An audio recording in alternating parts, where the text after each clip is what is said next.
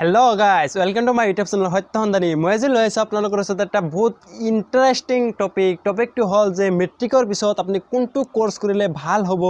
জানিবলৈ ভিডিওটো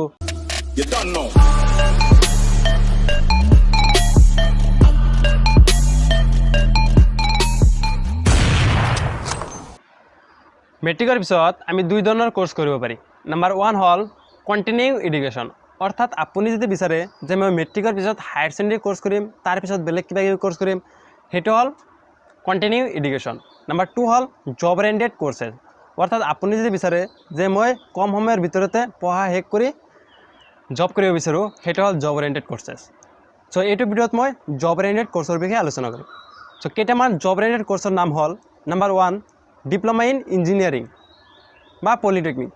সো কেইটামান পলিটেকনিক কোৰ্সৰ নাম মই স্ক্ৰিনত দেখাব খুজিছো আৰু এইটো কোৰ্স আপোনাৰ 3 বছৰৰ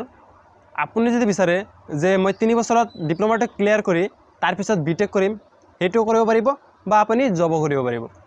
সো এটা এটা বহুত ভাল প্ল্যাটফৰ্ম নাম্বাৰ 2 হল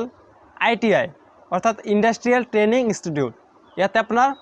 ইন্ডাস্ট্ৰিৰ বিষয়ে শিকোৱা হয় আৰু আপোনাৰ এইটো কোৰ্স আপোনাৰ 6 মাহৰ পৰা 2 বছৰৰ ভিতৰত হয় এইটো এটা বহুত ভাল কোৰ্স নাম্বাৰ 3 হল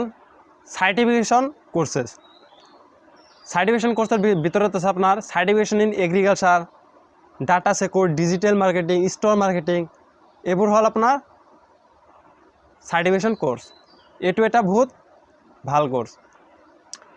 নাম্বাৰ 4 হল ইভেন্ট ম্যানেজমেন্টত কি কোৱা হয় আপোনাৰ যেনেকুৱা ফেস্টিভেল হয় ফেস্টিভেল বা ওয়েডিং বা আপোনাৰ formal party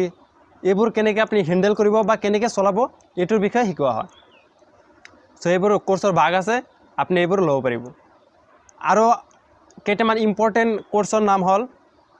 beautician hospitality hotel management এইবোৰ একদম পপুলাৰ কেইটামান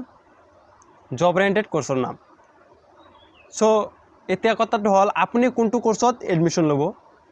সো এইটো আপোনাৰ যেটো কোৰ্সত ইন্টাৰেস্ট বেশি হেতু কোৰ্সত ললে ভাল হ'ব সো আজিৰ ভিডিওটো এইখিনি আছে আশা কৰো ভিডিওটো ভাল লাগিছে ভাল লাগিলে লাইক কমেন্ট আৰু শেয়াৰ কৰিব লগতে